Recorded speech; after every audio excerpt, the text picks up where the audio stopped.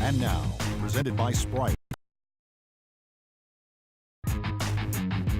Hello, everybody, and welcome to 2K Sports. Along with Shaquille O'Neal, I'm Ernie Johnson. Tonight, we'll see the Boston Celtics playing against the Toronto Raptors. For Toronto, this is a team they played pretty well against last season, going 3-1. They'll look to keep that edge tonight. Hey, let's talk about Marcus Smart. A lot to like. This guy coming out of Oklahoma State, size, strength, a leader. His three-pointer needs work. How much is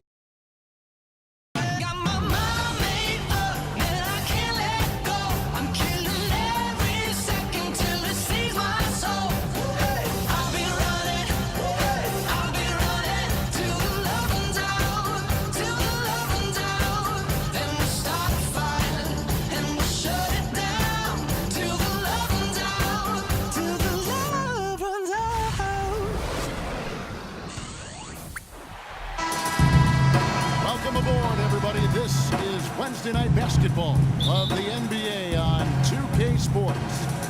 Kevin Harlan here along with Clark Kellogg and Steve Kerr. You can feel the energy here in Air Canada Center. The Raptors looking to please their fans in this Eastern Conference matchup. Clark, this is the first they're seeing of Boston. In a season ago, Clark, they won the matchup winning 3 and losing just 1. And predictably, they came out on top in the season series last year. We'll see if it's any different this time around. So let's take a look at the Boston Celtics starting lineup. Sullinger and Zeller together down low. Isaiah Thomas out there with Bradley. And it's Crowder in at the 3. Now here's Johnson. Patterson. No good on the 3. And as Steve brought up, the outcome of the series between these teams wasn't a surprise given how they, Clark, each finished the year. You're right all over it, Kevin. I mean, there was success on one side and then the disappointment of missing the playoffs on the other side. Here's Johnson. Isaiah Thomas making his last shot. And DeRozan kicks to Johnson. Back to DeRozan.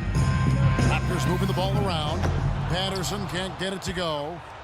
On defense, Toronto. They defeated Charlotte in their last game. Tell you what, the way they shot the ball that game, Kevin, it looked like a shoot-around out there. It sure did, and all the more impressive because they did it on the road. You're not supposed to be able to get that high in an opponent's building. Here's Valanciunas, and he banks in the layup. Valanciunas has got his first 2 points of the night. You know, that putback's about as easy as it's going to get. You have to put a body on someone down there. Well, no box out. That's the result you get right there. Now, here's Thomas. He's coming off a 16-point game against Philadelphia. And Valanciunas kicks to DeRozan. Thomas against DeRozan. To the right side. Now here's Sullinger. He's guarded closely. There's the call on James Johnson. That's his first foul.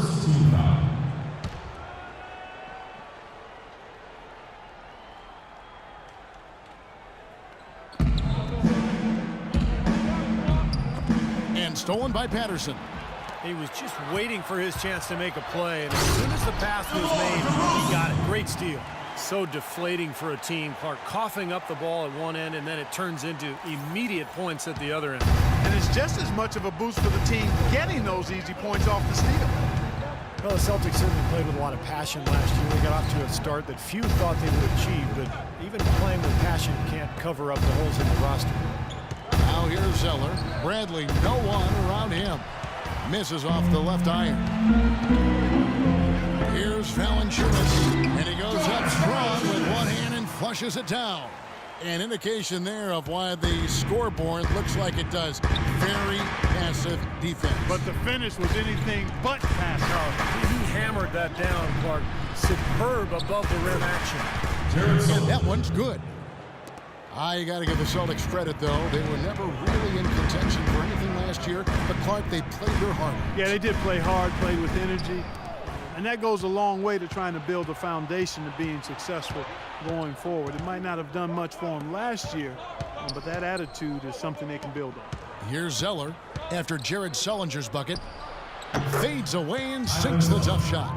Well, he could have earned some style points there, but he really doesn't need to use the fadeaway when he's that wide open. And DeRozan kicks to Valanciunas, and he takes it in for the layup off a very nice feed. Valanciunas has got 6. They are really doing a nice job establishing a presence inside early. And that's going to open things up for them on the perimeter going forward, Clark. 13 feet away. Sellinger, no good. What was the defense doing there? I mean, he is not the guy to give an open look to, and yet they got away with it. DeRozan's shot is good. I'd say that shot was well within his range. You think so? I mean, I was pretty good from 2 feet and in myself. That's a gimme there. Here's Crowder following the score by DeMar DeRozan. Thomas dishes to Bradley. They get it again. Outside for Thomas. Drills it from outside. Thomas got his second basket of the game. A good open look, and he splashes home the three. It's amazing. Isaiah Thomas is just a fighter. He's adapted and thrived at every level. His 3 years at the University of Washington. He got better and better each season. And in the NBA, barely even projected to make the league. He's outplayed his competition and continued to improve. So the Celtics first, coming off that loss against Philadelphia. You know, they couldn't do any better than a shooting percentage in the low 30s that night, guys. And that's pretty much a death sentence. You're exactly right, Steve. I mean, it's almost hard to shoot that quarter. Here's what Toronto's going with right now. Johnson, he's checked in for Jonas Valanciunas. Terrence Ross comes in for James Johnson. Williams, he's checked in for DeMar DeRozan. And it's Vasquez in for Kyle Lowry. Amir Johnson drafted straight out of high school back in 2005. Now in his 10th season in the NBA. He's only entering his prime now. And you know, I'm all for young players going to college to develop, not only athletically, but socially and personally.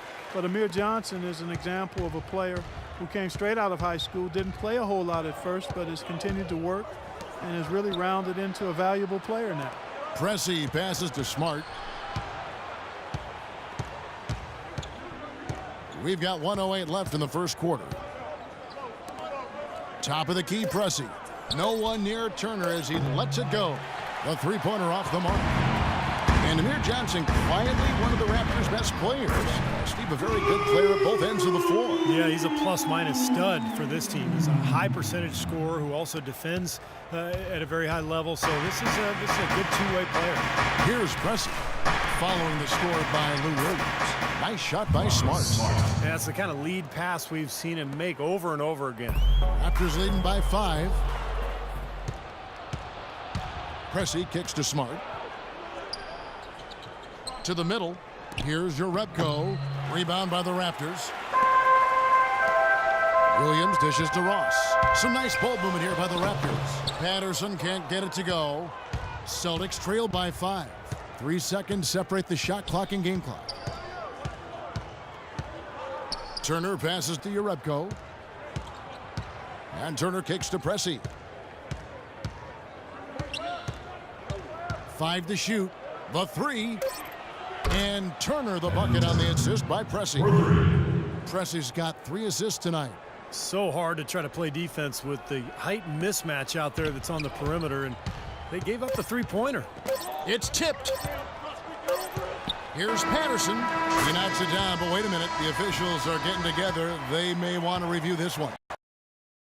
And it looks like they are going to review the play. The question, did he get the basket off in time? I'm glad they're going to the replay on that one. I mean, make sure it's the right call, even if it's a play that might not end up being a big factor. I agree, Clark. It was a very limited system when it was introduced, but the league continued to tweak it, and they've been doing whatever they can to help the referees, and just like putting the light strips on the backboard so they can see when the buzzer sounds, not just hear it.